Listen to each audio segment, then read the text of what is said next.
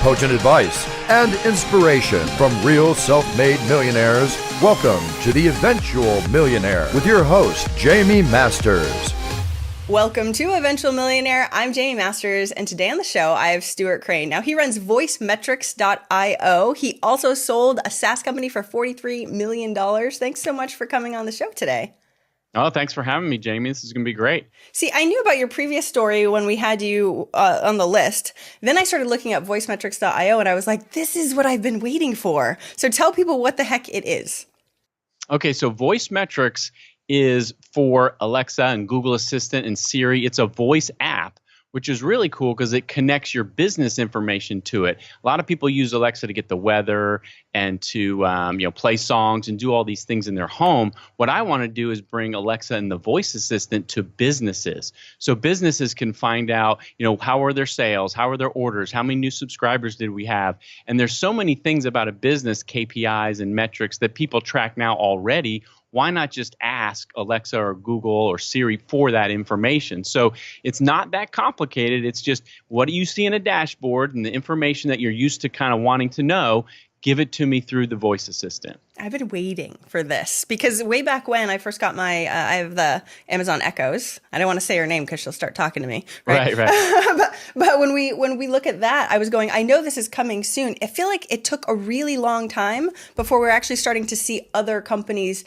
create on it, right? Instead of the little cheesy games that happen. So can you sort of tell us about sort of the trajectory of how you can work on the back end and where you think it's sort of going?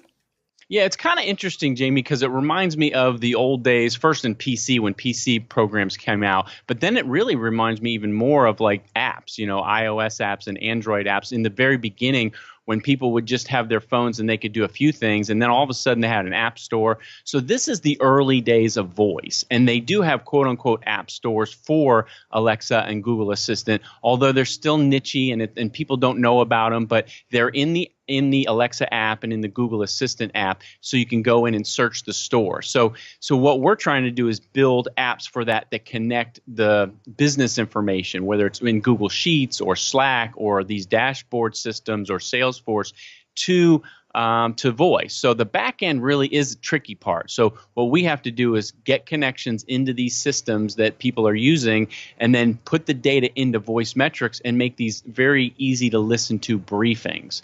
So when you ask it for, give me my sales, it can't just give you a number. It's got to be Alexa talking and saying, oh, you had sales of this last week. And so that's kind of the challenge. But the software development is interesting, and you can go and Google and look into Alexa app development. They call them skills. So if anyone looks for skills, that's where you'll find them, in the skill store. So, and that's my question, because the skill store, most of that stuff is free. It's not like the app store, because when everybody started going crazy with apps, to me, they're like, oh, we could make money on this. Like I had an app when way back when, right? And so what's interesting though is the skill store right now is your app in the skill store for, I guess, would you call it a skill? Not an app. Never mind. Is it a skill in the skill store? But yeah, can you pay for it on that way, or do you have to go through your site?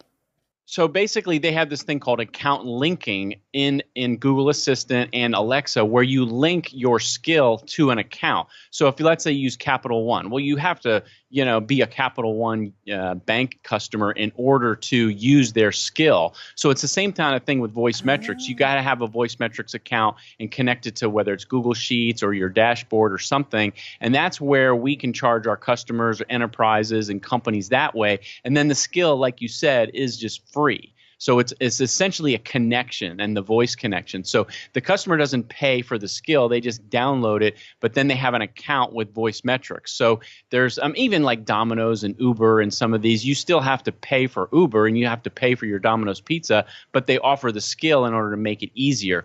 Well, we're approaching companies saying we can do this whole thing end to end. You get a device and we'll get your data in there, and here's the pricing for a monthly fee, let's say, and the skill, you just go grab it. And then there's another thing, Jaime, they have that people don't know about, which is private skills, that they're not in the skill store. And people don't know about these because it's very early stages and all this voice stuff, but we can send a link out to our customers and they just click the link, and it's not in the skill store. It's just available for them to enable on their devices. So it's called a private skill.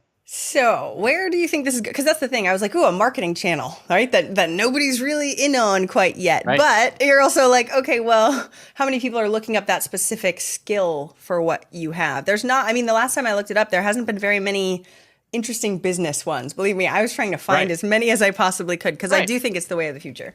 Yeah, it's early stages, and it really, we call them use cases. What is your use case? You have to have a use for the voice to say, that can bring me this information. So we're on the lookout for use cases where voice metrics can get the data and play it. So we have something called white labeling, or you put powered by voice metrics. So Jaime, you could have like an eventual or basically you can call it whatever you want and have a skill for your users or your customers if they're getting data, and then we can white label it. So we offer a capability for people to get a skill, but it doesn't say voice metrics. It says, ABC company or what have you. So I just assumed, so that's for things that, for data, for pulling data, because you've got that technology. You pull the data and we put it into voice and we can white label that for you. Yeah, so let me give you an example. Yeah. We have a client right now, Alexander Mann Solutions. They're a big talent acquisition. They do a lot of recruiting and everything. And they want to offer a skill to their executives to get talent management and recruitment stats. So what they do is they purchase the voice metrics technology from us, and they can make a skill, and it's called AMS, Alexander Mann Solutions, and offer it to their clients.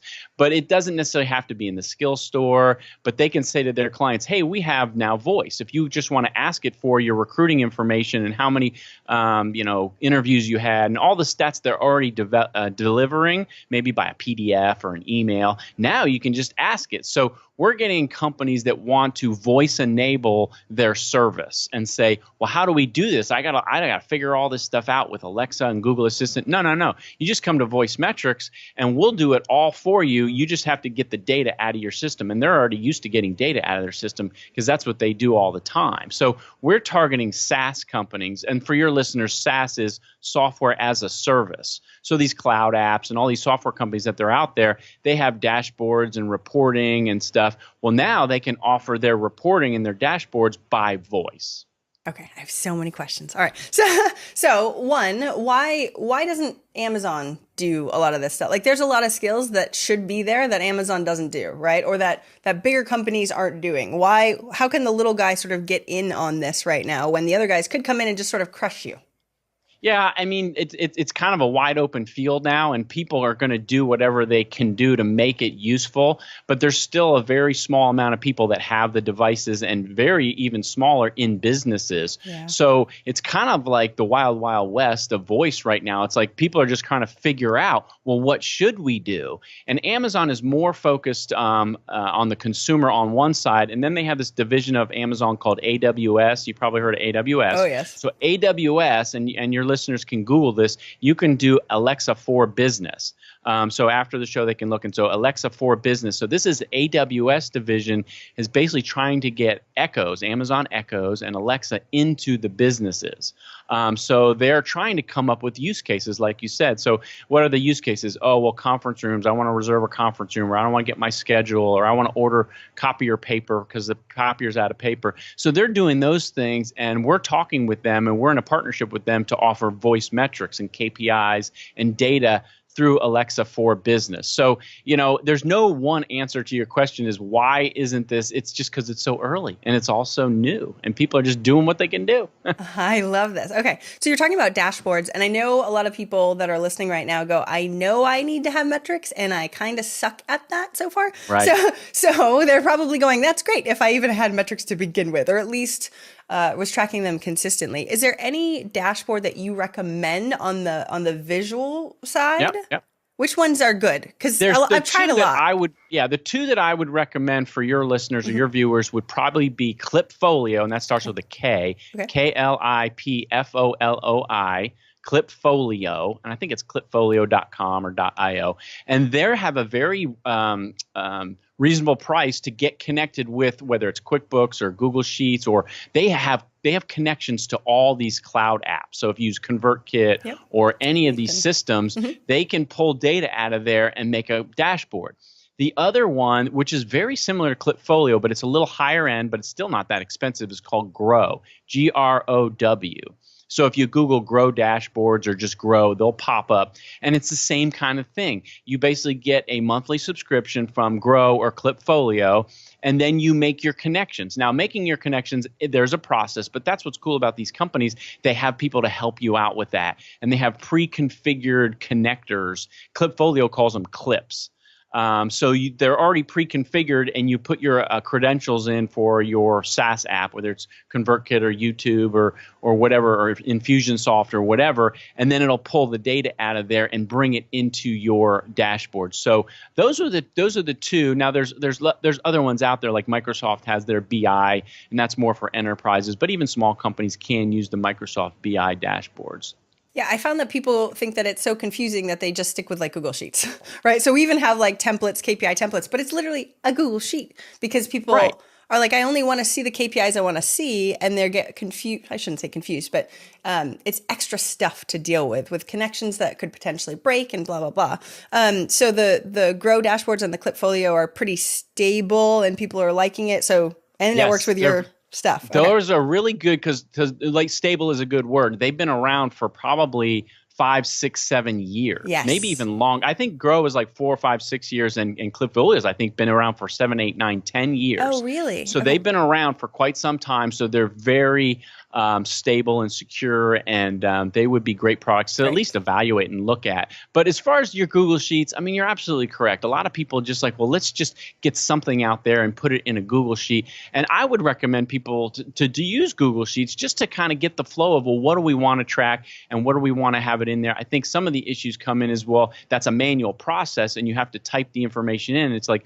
well, if you're going to go and put it in, then you already kind of know it. But it's still a good practice to, like in our business, we do have a Google Sheet for like all these key metrics that we can pull out. And then we just look at trends. So what's going up or down? When you type it in, you kind of know it. So why would you want to look at it again? But you want to look back to say, okay, over the last 2 months, 4 months, 6 months, here's the trend for this metric or this KPI, and this is for that. And then did you do any activities around that to change that metric? Because maybe you don't want to focus on that anymore because it's not key to your business, and that's a good thing. You're just learning about what you're doing in your business by using these KPIs, and Google Sheets is fine.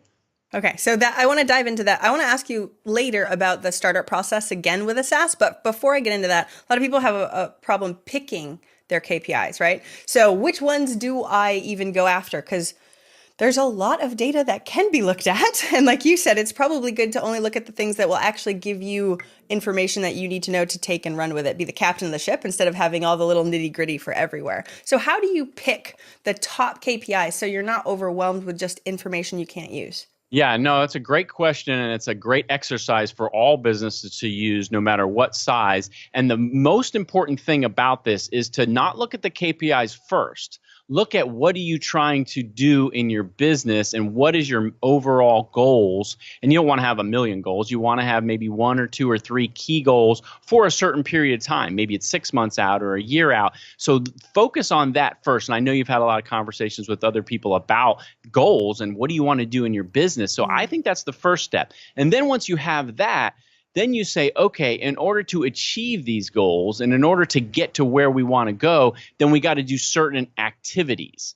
So the activities could be we want to email newsletter, we need to do content, or we need to reach out. And so those are the things that start to get into your KPIs, because there's two sets of KPIs or goals. Or one is what did you achieve? What did you get? And the other is activity goals or activity KPIs, meaning what did you do to get the achievement? And so I think you got to think about both of those, and I think it's good to track both, but they're functionally different. So let's start with the achievement. The achievement is kind of the end result. How many signups did we get?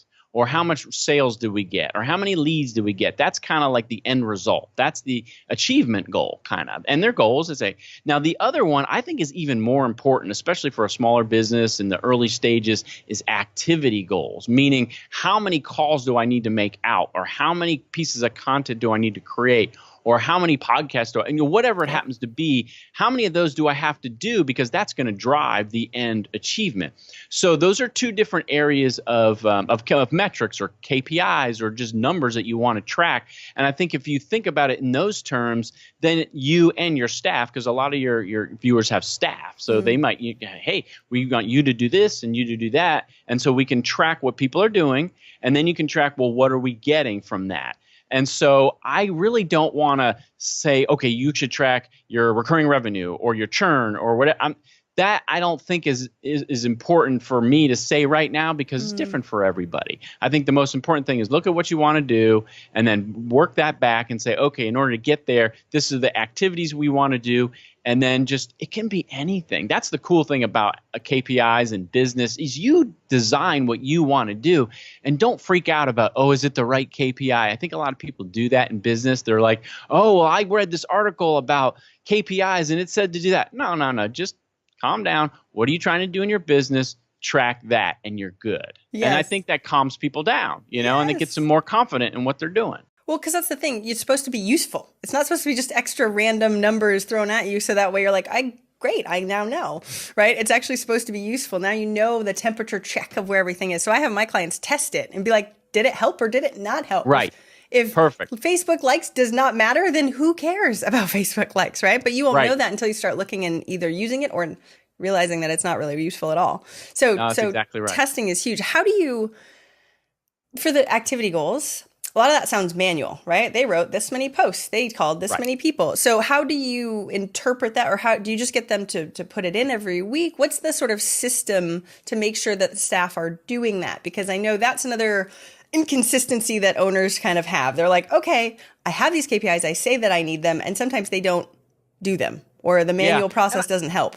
Right. Well, and process is a great word. And my first business that we ran for 20 years, we called them policies and procedures. But the same thing as processes. Now, you don't want to get too formal where you've got this book and you print it out once and then nobody reads it or whatever. You want to have kind of a daily or weekly processes or policies and procedures that says this is what needs to be done. And part of it, you have the activities, like you said, and then it's recording the activities. Well, how many do we do? And you just have to be disciplined about it. You have to kind of lay down the law and say, this is what we're doing. And at least say, well, we're going to try it for 30 days.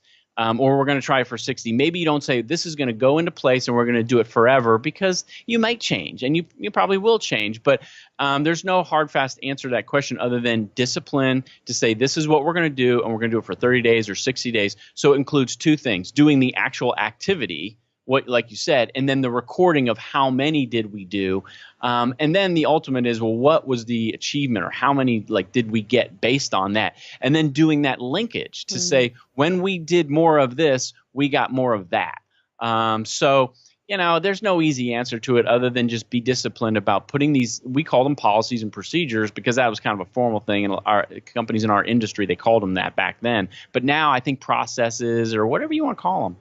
So we can't get the Echo to ask me every day what I did, and then I just say it, and then I don't have to touch anything, right? Because that sounds way better. Those are coming. Okay. Where you kind of do data entry by voice. Yes. We don't do that in our business. We kind of connect to data and have it tell you data. But that's really interesting that you asked that, because there are companies, especially in healthcare, that are working on data entry by voice. So you can initiate the skill through the Echo, and then it asks you, well, what was your blood pressure? And you tell it. And so all those things are coming, and they're kind of trying to knock off, if you heard the term, the low hanging fruit, the things that are really obvious, we'll just tell. But then it'll move into more things that'll make it easier. But that would be kind of neat. It's like, okay, every day at the end of the day, you just initiate the skill and tell it these things. And those are numbers, and it goes into your system. Like I said, we don't do that, but there's companies working on that right now, and it's a brand new world, and it's not going to be overnight. But you think 4, 5, 6, or 10, definitely 10 years from now,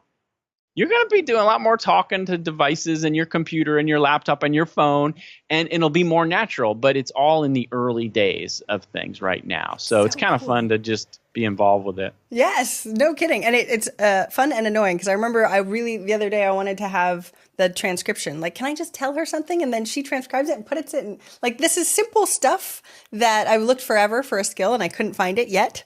But we know it's coming. And so what I implore everybody that's listening is to know that this stuff is coming, whether you know about it or not, people. And so having your business sort of stay on the forefront of some of this stuff is really important because your business might become not as valid depending on if you're if you're doing something and this skill set starts taking over from your right. stuff. And I think I would recommend just get one for your home first and start talking to it, getting the weather and getting kind of the basics of it. And because it is going to take time for them to get to business, but then put one in your conference room and enable like the CNBC skill to get stocks and just it's early. And like you said, you look through the skill store and you couldn't find a whole lot, but they'll be coming out. The apps you use will come out with a skill and they'll say, oh, you want to know how many YouTube views you had? Just ask it and you connect your YouTube channel to it and say, oh, we had 74 yesterday. And those are the kinds of things we're doing to try to get it all. So I want my YouTube views, I want my email subscribers, I want my new users, and then I want my revenue and my cash and my profit and my AR. So we're looking at doing all these things and bringing them in, and it's just a slow process. But for your viewers, I would just say, just get a device and put it in your kitchen and then put one in your conference room and just start playing with it. I mean, you don't have to go crazy with it and make sure you have it all working. It's just try it out. Yeah, I bought an Echo Dot for my team. Each team they get one for their birthday or whatever the thing is. And even if they're like, I don't know what this is, I'm like, it's okay. You don't totally have to use it, but it is a skill in yourself to try and get to use it more often instead of just sort of having it sit in the corner. So music and simple things like weather, that's definitely helpful to get started. So tell me about how you started the SaaS, because you, way back when, it was 1994 or something like that, you said, was when you started before. Total different ballgame than when you're starting now, especially with the industry we're in. So give us some of the steps that you took that might help some people that really want to get into SaaS or are at the beginning stages of their SaaS. Yeah, so I mean, SaaS is really about building software that can be used by companies in some function, any way, shape, or form.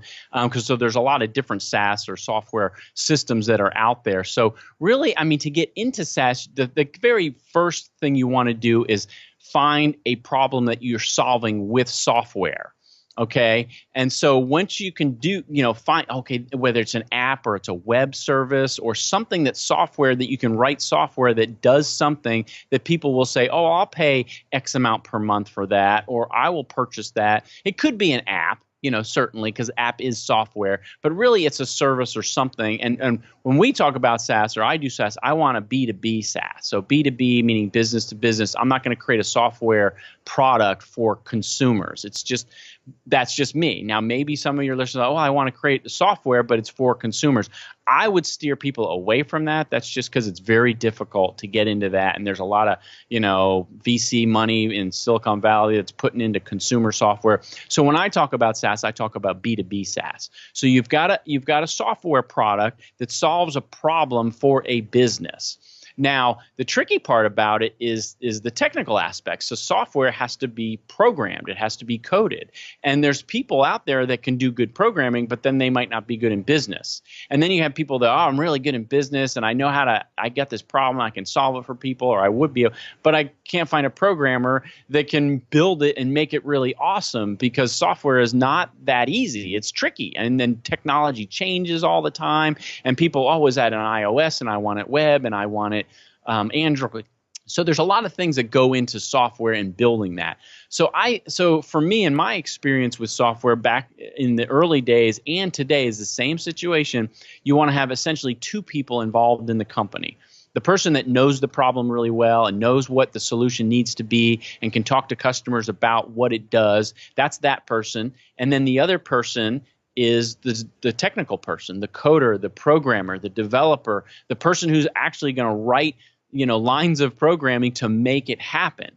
And so if you have the combination of those two kinds of people, somebody that has the vision and knows what the software needs to do and the problem it's solving and can kick customers to say, yeah, I need that and sell it. And then you also have the ability to create it and make it better because software never ends. You're always improving it and making it better. And so you have to have somebody that can continually stay and do that. You can't just build the software and it's done and you launch it and you go and you're good to go. It just continually evolves over time. And think about the software you've used over the last 5, 6, 7, even 10 years, how much it's changed over time because they're constantly improving it. So if you want a SaaS company, you got to be ready to be able to make those changes and stay ahead. And then you got to sell more customers too.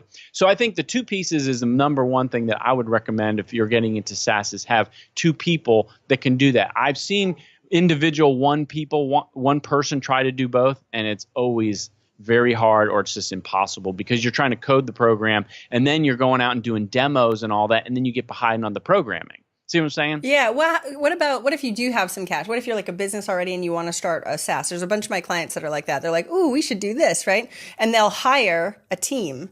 So they'll hire the programmers or whatever. They won't have that CTO. But sometimes they hire crappy teams or whatever. Would you highly recommend getting someone that is the CTO that can sort of run with that piece, even if they're already an existing business that doesn't have a CTO? Yeah, I mean, I think it depends on the situation and how ambitious they're trying to be. Mm-hmm. But in general, without getting the specifics of it, I would start small or slow and say, okay, let's get one person that we can explain what we're trying to do. And it's a technical person. You can call him a CTO, you can call him a programmer, call him whatever you want, him or her, and get them on the project, whether it's part-time, whether it's full-time, whether they're outsourced or whether they're an employee. However that arrangement is, it doesn't matter. You get that person onto the project and you say, this is what we're trying to accomplish. And maybe there's milestones that say, can we get this far with it? Can we get that far with it? And you just start the process because you learn as you go. And so what I would recommend is, yes, find the CTO or the technology person and explain to them and lay it all out and say, this is what we're trying to do. And obviously there's a lot of interviewing that goes in here because some people may be good with some technologies, but you're trying to do it in this technology.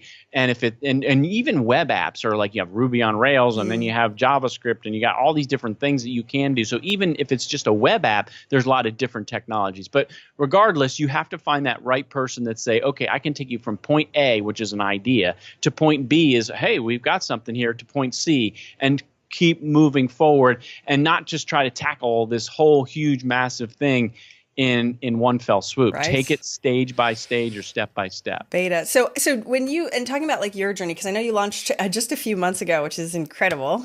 So you must have already knew product market fit, or at least a piece of that, otherwise you wouldn't have gone big. So what are like the tests, especially on the marketing side? Because what has a tendency to happen, at least from people that I know that have started SaaS, they're like, I have this great idea, we've got the tech, we've got somebody to build it, and then they're like, we're not sure if people really, really want it, and they say they do until they put their wallets out. But we can't put the wallets out until we beta test, right? So we've got like beta something or other. But then when it comes to the actual marketing strategy behind it, I feel like it's a little lacking because their product market fit might not even be perfect. So they start trying to put legs behind it and it doesn't do what they want it to do. Yeah. Does that make sense? No, it's the classic problem that companies have when they're trying to bring a software product to market is like, which direction do you go in? Yeah. And I think that the biggest recommendation I would have is try to just find 1 or 2 or 3, not 20, but 1 or 2 or 3 companies or users that can just use the most basic of it. So you've heard about MVPs, minimum viable product. That's a very, a well-established way of bringing something to market is just the minimum viable thing. What is the minimal we can do to get somebody to kick the tires, to try it out, and work with them together to say, well, if we added this, would that be worth X amount of money? And you really do have to have some early, I would call them users more than customers, because maybe they aren't getting their checkbooks out. Maybe they aren't paying, but you're getting advice from them or input from them. That's what you really want, not necessarily their money, because you got to have product market fit. Now, as far as us, I had the idea of metrics by voice, mainly because I ran my company for 20 years and we had metrics all over the place with PDFs and dashboards and emails and reports. And I loved voice, and I'm like, this could be cool. And I just wanted to do it. So was there product market fit? In my mind, there was, but until we had people, but I would talk to people all the time because I am in Columbus, Ohio, and there's tons of tech people and startups and businesses. So I would tell them all the time about what I'm doing. They're like, oh yeah, I'd probably use that. So that was my kind of, initial gauge of the market of whether this would work. And then I actually built it as a very basic product where you could just connect it to Google Sheets or Zapier or one of these and say, well, let's just get one and then make it work. And then we're going and moving into Salesforce and Grow dashboards and QuickBooks and all these other systems, because we see people are like, oh yeah, if you had a connection to that, I'd use it. So yeah, and that's our story. But for your viewers, I just say, get a couple users that can just try it out and just keep giving you input. How did you work on the marketing side, right? So if are you the tech guy or are you the business guy? Are you both? Like you were saying before, I'm the you should business have guy two. now. Like in my last company, I was the programmer and I developed the software. And my partner actually didn't know anything about computers. He just wanted software to make his business better. So he left that company and we did it together. So now it's kind of opposite. I found a developer and a CTO. I call him our CTO. And that's his title. But he does all the software programming, the development, and all the tech stuff. And I am basically the one going out to customers and prospects and marketing it and showing it to them. And there's a lot of different ways you can do that. We're getting into app stores, and people are finding us about that way. We have webinars, and then we just do demos. And then since I'm in Columbus, like I said, I can go into offices here in our local city, and I can plop down an Echo on their conference room table. And in 20 minutes or even less, 10 minutes, they're like, wow, this thing is pretty cool. And so I've done that, dozens and dozens of times. And so being local and doing that, but obviously our product doesn't have to be local. We have companies in the UK that are getting our program up and running, and in India and Australia. So it's a global thing. But you got to start somewhere. And for us, it's really just talking to people and showing it to them and then saying, okay, if it did this, what would you pay? And I alluded to that before, and that's what I'm doing. It's like, okay, if we made it do this, and you can have your own skill with your own brand. We talked about branding, so they're like, well, I want my name on it. I want my logo. I want it to be me, and I don't even want to say voice metrics. I'm like, and that's really what we're finding is like we're kind of like the back end powered by. If you've ever seen like powered by whatever on the bottom of a web page, that's kind of what we're doing, and that's because we've talked to people and they've said this is what I would want.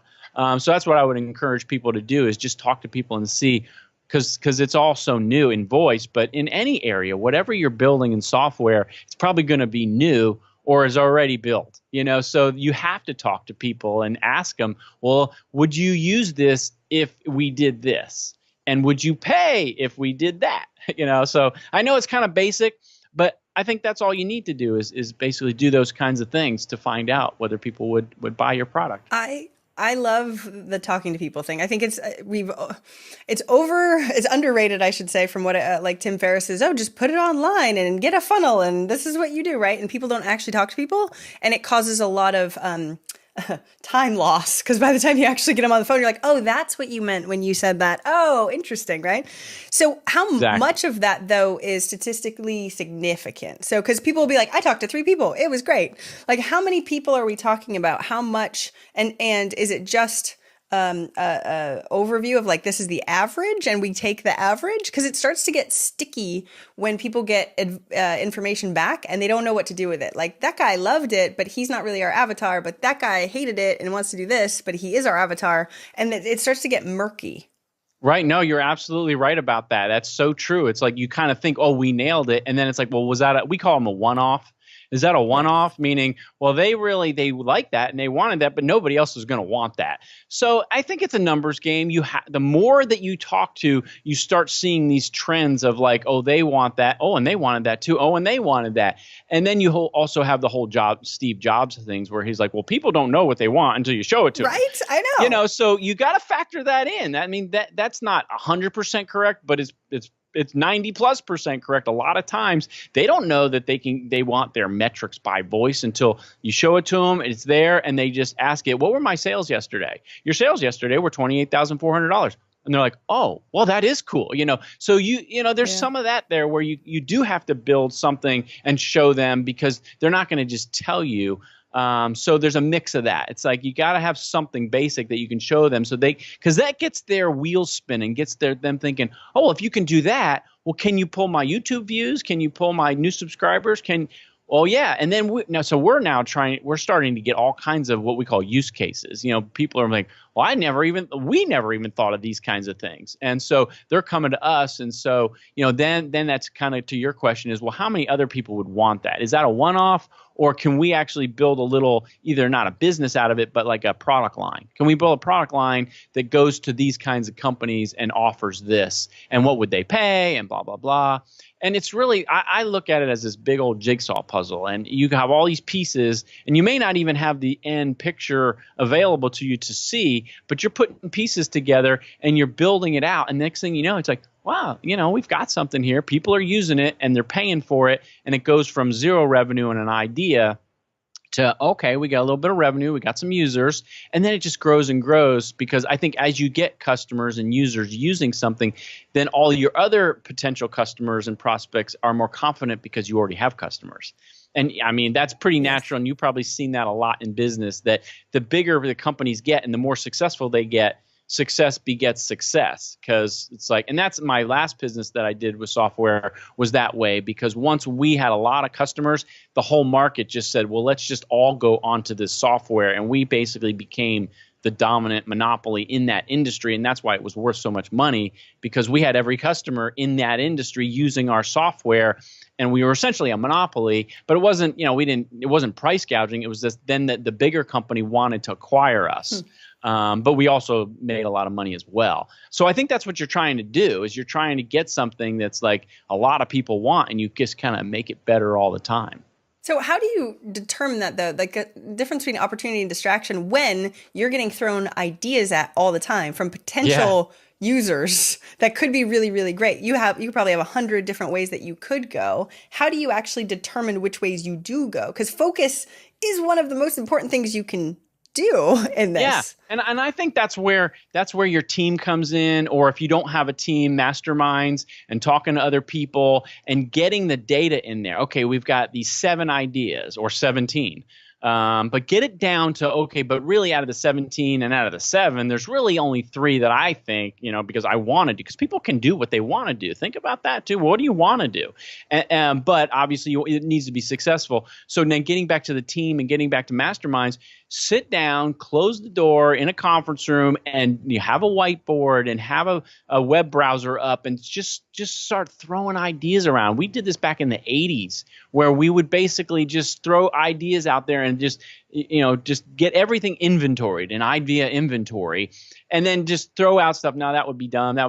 But you want to have it more than just you and maybe your partner, or you and one other person or 2. Maybe you want to have 4 or 5 or 6 people, and then a lot of these masterminds are that size. And then if your company is big enough, bring in 4 or 5 people that could be relevant to that conversation. And it's really brainstorming is what I'm talking about. Brainstorming these ideas. And I know it sounds simple, and it's like, well, yeah, we can get together and talk about it, but it doesn't need to be more complicated than that, because when you walk out of the room and you've been in there for an hour and a half, and you got pizza and everybody's been really brainstorming, you can come up with a strategy that everybody's kind of like, that all makes sense. Let's go with that. And then it gets back to what you and I were talking about 20 minutes or so ago about then the activities. What do we want to do? And then we were going to get these achievements, and you put these policies and procedures in place to say, okay, for the next 60 days, let's concentrate on this, because we all came together and talked about it. So, there isn't anything magical about it. And this is going to be, you got to get together, you got to talk to people and have that conversation, and then say, well, maybe we need some more information. Let's ask these questions, and then come back next week and have the same conversation. But now we have data from some people. And companies do this all the time in so many ways, shapes, or forms. And it, like I said, it's not too much more complicated than that. And that's what I would recommend people do, is just, they don't think about just the basics like that. And they just kind of think, well, and then they don't do anything, Seriously. So. When, let's say they have a SaaS, it's going okay. What do you think about funding after you've already sort of bootstrapped to the beginning pieces? Because that's the other piece. It's like, it's cash intense to deal with figuring out this stuff on the programming side, right? Especially if you're paying for all these programmers, along with marketing, like especially paid marketing, you have to be able to invest. And if they don't have a ton of cash flow at the time, do you suggest funding or trying to bootstrap with their monthly recurring? What would you do? I know what you would do. There's different philosophies. Yeah. There's different philosophies, and this is a great question. And this is basically discussed all the time on the boards of the places about SaaS. And so it's exactly perfect question. And it's different philosophies. Some people say, let's put money. Now, I say if you're going to invest and you're going to get money and put it into it, you want to make 100% sure the activities that you're investing the money in, let's say it's advertising or promotion or whatever, you know that they're going to bring you back customers that are going to generate growth. You don't want to take investment money and then just say, well, we'll see about things. You only want to take that money and put it into an investment if you know there's going to be a return and you've seen the seeds of a return. But I'm more of a slow growth person. That's just my mentality. So I basically bootstrap, and I'm like, let's just find people by talking to people and get them on it, and then use their revenue, use their money coming in to fund marketing and programmers. It just takes a lot longer. But to me, I just want that control because I don't want to get outside investors and then they're calling me saying, hey, we put in $500,000 or $1 million, or even if it's just 20,000, even that small amount of money, it's money, and they're like, they become a partner. So I've just never been a fan of VC or having investments, but that's just me personally. I know it does work for a lot of companies. I would rather go slow and measured and get the money from the customers and say, okay, we've now turning a profit, and then let's take that money and use it for these purposes because we've learned that. But that's just me, and everybody does it a little bit differently. But if you see an idea and it's going, and that's where VC comes in, and they just kind of just prime the pump with that. So there's no straight, perfect answer for that, but it depends on the situation. For me personally, I just go slow and just kind of keep going. Because my last business, we started in '93 and we didn't sell till 2013. So that's 20 years. And 20 years in people's, time frames now is like, oh, that's just forever. And it is. It's a long time. But all along the 20 years, we were profitable. And we had money coming in, and we would grow, and we would hire people as we had more revenue, and we just did it that way. But we never had investors, we never had debt, and so my partner and I, we called all the shots, and we didn't have to worry about an investor saying, "Oh yeah, do we got sales?" It was just us. Yeah. So that's just my philosophy, and that's just the way I do things. But everybody's a little different. I know we have to wrap up soon, and I'll ask the last question in just a sec, because how do you have patience for slow growth, though? Because especially entrepreneurs are like, I want to keep doing more, right? I want this to go faster. I want to see progress and momentum. And slow growth, everyone's like, yeah, slow growth. That sounds great. So, but it's not. I mean, when I say slow, I don't mean it has to be slow or it has to take time, because you can improve the speed of things just by activity. And that's what's kind of neat about metrics and KPIs and goals and all that, is saying, okay, let's focus on these things. And you think about the time wasted in businesses with distractions and all that. If you focus and you say, starting at 8:01 a.m., I'm going to start busting this out, and I'm not going to stop until noon for lunch, and then I'm going to start back up again. And you work harder, and you get your activities and your process in place. It doesn't have to be like that slow, because those activities can generate sales quicker than you think. Now, what is sale? A sale is a customer that brings in revenue. So let's say you, instead of getting 5 sales, you get 15 sales.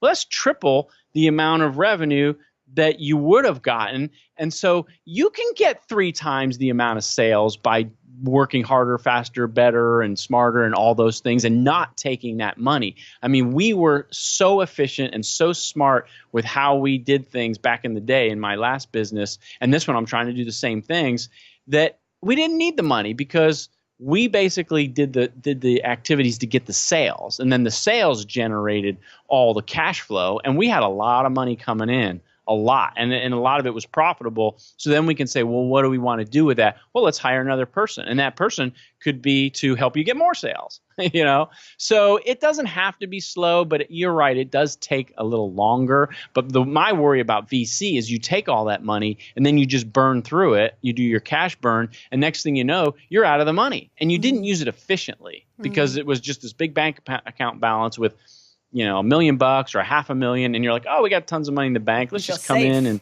you're like, I'm safe. Yeah. I don't have to go crazy on sales. I'll do those 5 a day instead of the 15 instead. Yeah, right. And that push isn't as necessary up front, right? Yes. Ugh. And then you have somebody barking on your back too, which is not necessary. I've heard horror stories from some of that stuff. I'm sure you have. Everybody's heard them, and I'd never wanted to be on the end of them. Smart man. All right. I know we have to start wrapping up, so I'm going to ask the last question. What's one action? I know we talked about a lot. What's one action listeners can take this week to help move them forward towards their goal of $1 million?